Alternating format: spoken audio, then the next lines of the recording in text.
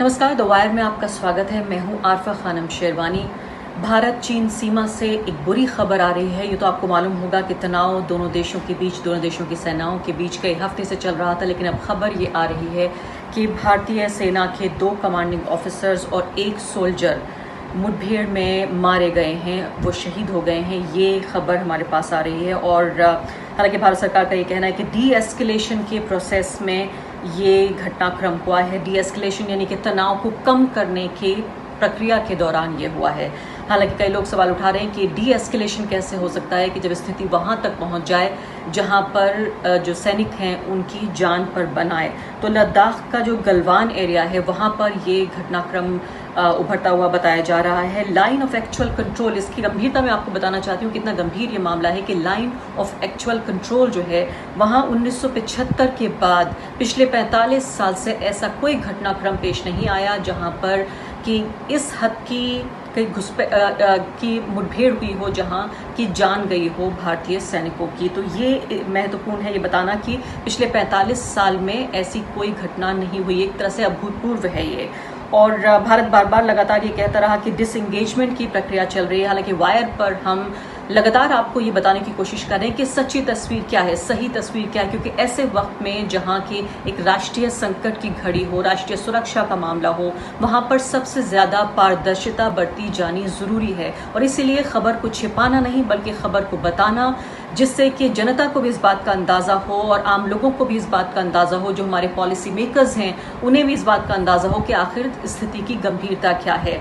आपको अजय शुक्ला के साथ, जो कि वरिष्ठ पत्रकार हैं, उनके साथ भी आपने मेरा इंटरव्यू देखा होगा जिसमें उन्होंने साफ तरीके से बताया कि फिलहाल जो ताज़ा स्थिति है वो क्या है। फिर मैंने पूर्व विदेश मंत्री सलमान खुर्शीद साहब के भी इंटरव्यू में उन्होंने बार बार ये सवाल किया कि कमांडर्स के स्तर पर नहीं, मिलिट्री कमांडर्स के स्तर पर नहीं, बल्कि राष्ट्रीय अध्यक्षों के स्तर पर ये बातचीत होनी चाहिए।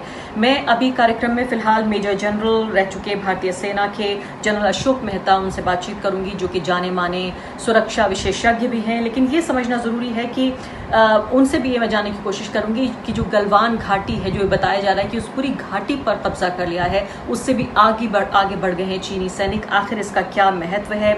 अजय शुक्ला ने यह भी कहा अपनी रिपोर्ट में, जो आपने देखा, कि जो चीनी सेना है वो टैंक्स और गन्स लेकर एलएसी की तरफ बढ़ चुकी है। ये भी उन्होंने 2 दिन पहले इस बात को दर्ज किया था। उन्होंने कहा कि जो लाइन ऑफ एक्चुअल कंट्रोल है वो दरअसल एक नई लाइन पूरे तरीके से ड्रॉ हो गई है। यानी कि चीज़ें इतनी तेज़ी से बदली हैं, इतनी गंभीरता से बदल रही हैं, लेकिन जो लोग खबर लेकर आ रहे हैं, जो पत्रकार हैं, विशेषज्ञ हैं, उन्हीं को झूठा बताना या उन्हीं की ट्रोलिंग होना शायद ही किसी बात का हल नहीं है। तो फिलहाल ये बेहद गंभीर मामला है, बेहद दुख की घड़ी भी है पूरे 130 करोड़ लोगों के लिए कि भारतीय सेना के 3 जवान, 2 कमांडिंग ऑफिसर्स और 1 सोल्जर, ये भारत की सेना ने इस बात की पुष्टि की है कि वो उनकी मौत हुई है, मृत्यु हुई है, वो शहीद हुए हैं। मैं सबसे पहले रुख करना चाहती हूँ अभी मेजर जनरल अशोक मेहता का। और जनरल मेहता, सबसे पहले ये बताइए कि जो ये खबर आ रही है, बहुत दुख भरी ये खबर है, सबसे पहले मैं आपसे यही समझना चाहती हूँ कि इस पूरे स्टैंड ऑफ को आप कैसे देखते हैं? देखिए, line of actual control demarcated नहीं है। चाइनीज की अपनी लाइन ऑफ एक्चुअल कंट्रोल है और इंडिया की अपनी लाइन ऑफ एक्चुअल कंट्रोल है। तो जब तक एक लाइन नहीं होगी, ऐसे इंसिडेंट इंट्रूजन होते रहेंगे। दूसरी बात, इस मर्तबा चाइनीज ने बिल्कुल बिना किसी शक के 5 या 6 जगह पर इंट्रूजन किया है, और ये इंट्रूजन उस इलाके में किया है जहां पर लाइन ऑफ एक्चुअल कंट्रोल पे काफ़ी मुद्दत से कोई कॉन्टेस्ट नहीं था, कोई डाउट नहीं था। मसलन गलवान रिवर वैली, जहाँ पर ये अभी झड़प हुआ है, हादसा हुआ है, गलवान रिवर वैली हमेशा हिंदुस्तान के एरिया ऑफ कंट्रोल में रहा है और उस इलाके में हमारी पेट्रोल आती जाती रही हैं। अभी तक कोई उस इलाके में कोई झड़प नहीं हुआ, कोई कॉन्फ्रंटेशन नहीं हुआ, कोई स्टैंड ऑफ नहीं हुआ। दूसरी बात, ये इलाका जो है गलवान नदी वैली का, घाटी का, गलवान घाटी का, ये बहुत मिलिट्री एंगल से बहुत इसका इम्पोर्टेंस है। इम्पोर्टेंस इसलिए है कि ये जो शोक नदी है और शोक नदी के पार भारत की दारबुक, श्योक और दौलत बेग ओल्डी की सड़क है, उसके ऊपर डायरेक्ट उसकी नज़र पहुंचती है, ऑब्जर्वेशन होती है।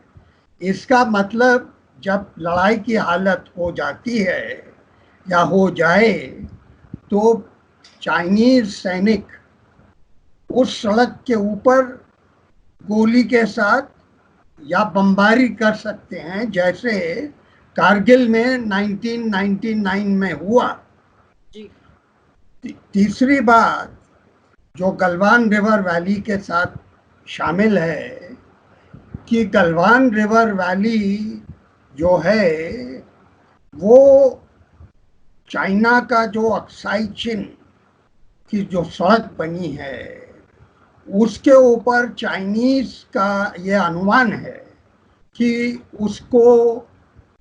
उसके ऊपर दबाव पड़ेगा, खासकर पिछले साल जब अमित शाह होम मिनिस्टर ने पार्लियामेंट में कहा कि हम पीओके, पाकिस्तान ऑक्यूपाइड कश्मीर और अक्साई चिन वापस लेंगे, तो गलवान और ये हॉट स्प्रिंग, पैंगोंग, नाकुला, ये 4-5 जगह पर इन्होंने जो अभी इंट्रूजन किया है, जी। ये ऐसे पहले नहीं हुआ कभी, एक तो जगह पे होता था।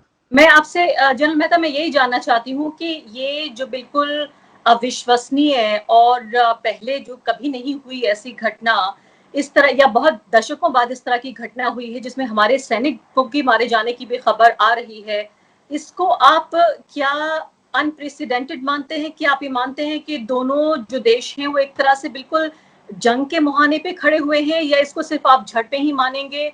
कई जानकार इसको भी बार बार कह रहे हैं कि अभी तक सिर्फ मिलिट्री कमांडर्स के बीच ही क्यों बात हो रही थी, चूंकि ये इतना गंभीर मामला हो गया था, उसके बावजूद भी क्यों नहीं दोनों राष्ट्रीय अध्यक्ष एक दूसरे से मिल रहे थे, क्यों नहीं प्रधानमंत्री नरेंद्र मोदी ने खुद फोन किया मुझे? मैंने कल सलमान खुर्शीद साहब जो विदेश मंत्री रह चुके हैं उनसे मैंने बातचीत की और उन्होंने कहा कि ये मामला इतना गंभीर है कि खुद प्रधानमंत्री को फोन उठाना चाहिए और बात करना चाहिए चाइनीज राष्ट्रपति से।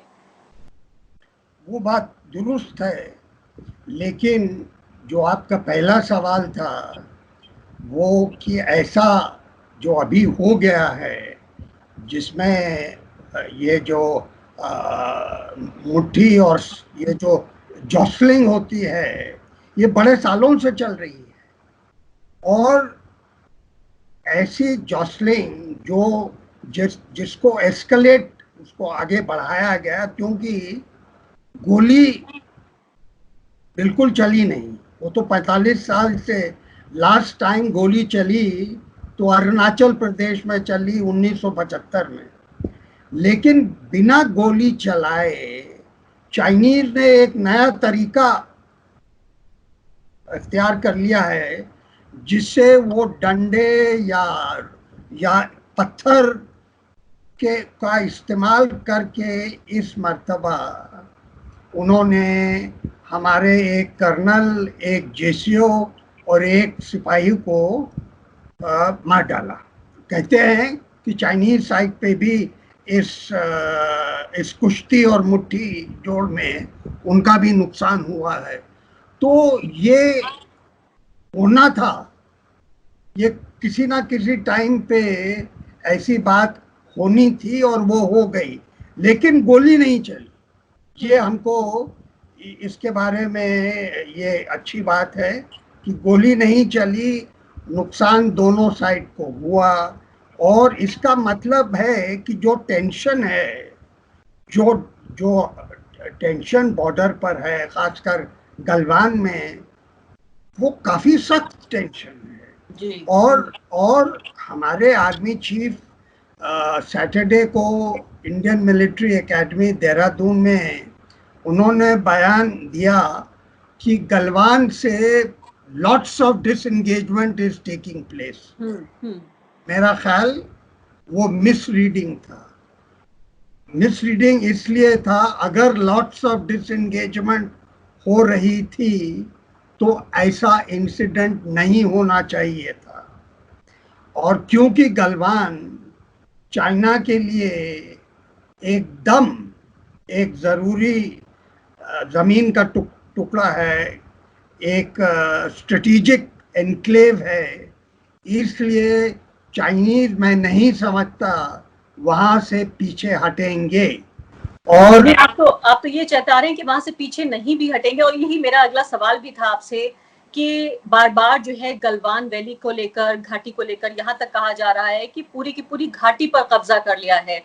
यानी कुछ लोग तो ये समझाने की कोशिश कर रहे थे कि जो फिल्म में बनी थी वहां पर कोयली, जो कि भारत की जमीन है, भारत की धरती पर फिल्में बनी थी, वो फिल्में अगर अब बनानी होंगी तो चीन की परमिशन लेनी पड़ेगी, यानी कि पूरी तरीके से अपने कब्जे में कर लिया है उस जमीन को। लेकिन भारत लगातार, जो आधिकारिक हमारे पास बयान आ रहे हैं उसमें कहा जा रहा है, सबसे पहली बात तो शुरुआत में मना ही किया गया कि चीनी सैनिक भारतीय सीमा में दाखिल नहीं हुए हैं। रक्षा मंत्री आए, टीवी चैनल पे इंटरव्यू दिया, फिर उसके बाद सफाई आई कि नहीं, हमने ये नहीं कहा था कि चीनी सैनिक आ गए हैं। उसके बाद लगातार ये बातें हो रही हैं कि दोनों के बीच बातचीत होकर डी एस्केलेट किया है, आपने डिसएंगेजमेंट शब्द का भी इस्तेमाल किया। तो मुझे ये बताएं कि क्या ऐसे वक्त में, संकट की घड़ी में, जब देश को एक होना चाहिए, एक होने के साथ साथ क्या देश की जनता को सूचना भी मिलनी चाहिए, क्या इसमें पारदर्शिता भी बढ़ती जानी चाहिए? नहीं, वो देखिए, सबसे पहली बात, जो ग्राउंड पर सिचुएशन है उसके बारे में स्पष्टता अभी तक नहीं है। There is no clarity.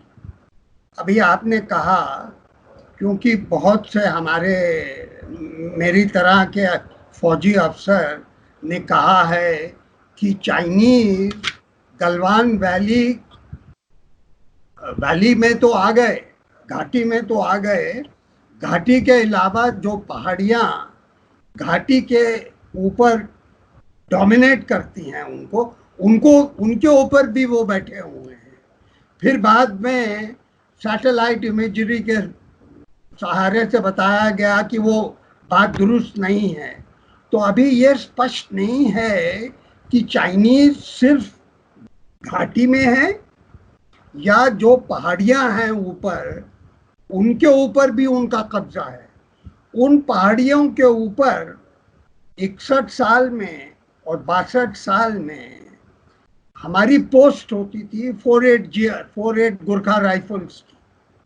और 62 साल की लड़ाई में नवंबर में जो सबसे पहला पोस्ट चाइनीज ने कब्जे में किया, वो पोस्ट गलवान पोस्ट था 1962 में। 1961 में उन्होंने, जब हमारी पोस्ट वहां बनी, तो उन्होंने प्रोटेस्ट नोट भेजे जुलाई 61 में। फिर उसके बाद उन्होंने उनकी एक वहां करीब एक पोस्ट थी, उस पोस्ट की नफरी बढ़ा दी। और इस तरीके से अगर हम देखें तो 1961-62 में चाइनीज वहां जरूर मौजूद थे, लेकिन भारतीय सेना भी मौजूद थी जी। और पिछले 20-30 साल में ये हमारी आईटीबीपी की पेट्रोल, ये घाटी में पेट्रोल जाती थी और जाती रही है और कोई क्लैश नहीं हुआ। ये क्लैश जो अभी हो रहा है और हो चुका है, ये कम से कम 30 साल के बाद हुआ है। 30 साल के बाद हुआ है। ऐसा जनरल मेहता, मुझे ये बताइए कि अभी जो ये हालात हैं, ये यहाँ से कहाँ जाते हुए नजर आ रहे हैं?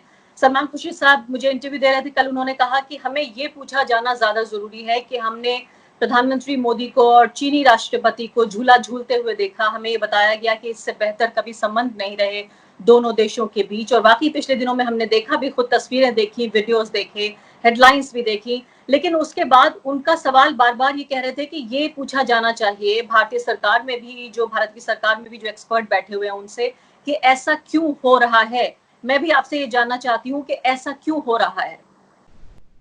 देखिए, पहली बात तो ये झूले की बात और वुहान की स्पिरिट, मैंने कभी इसको वास्तव में इसको सच्चाई नहीं माना। ये चाइनीज का एक तरीका है डिप्लोमेसी का कि अपने जो प्रतिद्वंदी हैं उनको एक किस्म से झूठे जाल के अंदर लपेटना। और ये वुहान स्पिरिट एक तरफ थी। आपने देखा कि डोकलम में हमने चाइना को सड़क बनाने से रोक दिया।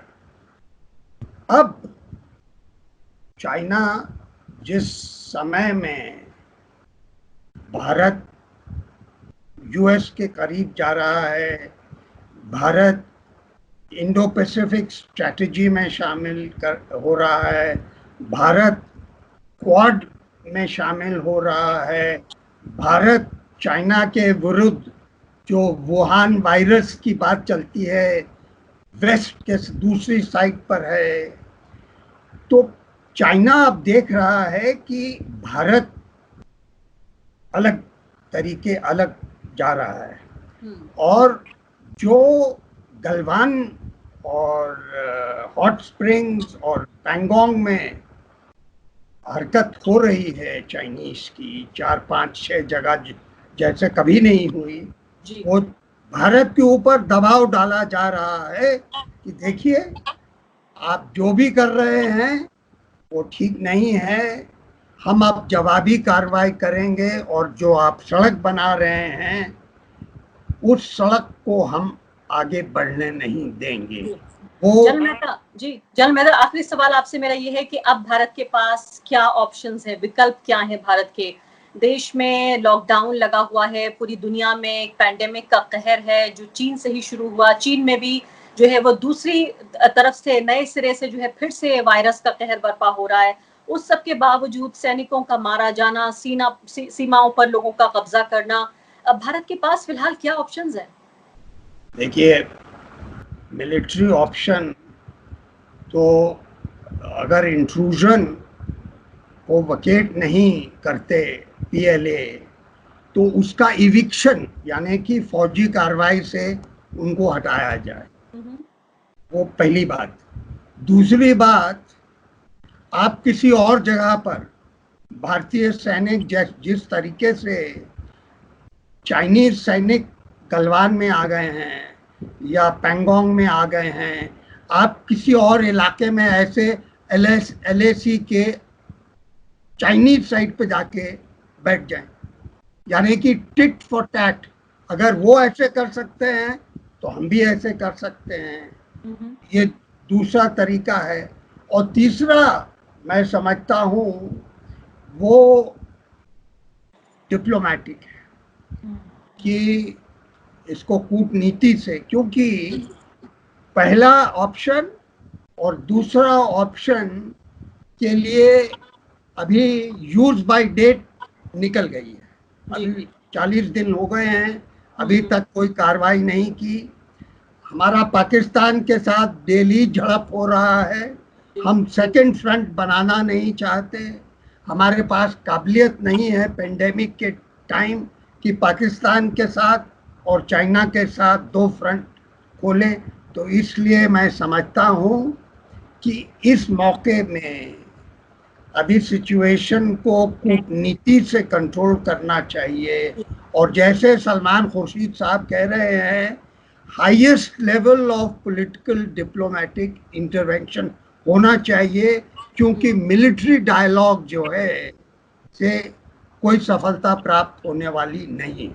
जी जनरल मेहता, बहुत बहुत शुक्रिया आपका ये तमाम जानकारी हमारे दर्शकों तक पहुंचाने के लिए। उम्मीद हम ये करते हैं कि जो तनाव बढ़ गया है ये नीचे आएगा, लेकिन बेहद अफसोस की बात है कि ऐसी संकट की घड़ी में, इस पैंडेमिक की हेल्थ इमरजेंसी के वक्त में भारत को, भारत की सरकार को, भारत के नागरिकों को इस तरह की समस्याओं का भी सामना करने को देखने को मिल रहा है, जहां पर उनके सैनिक मारे जा रहे हैं। बहुत बहुत शुक्रिया आपका हमसे बातचीत करने के लिए।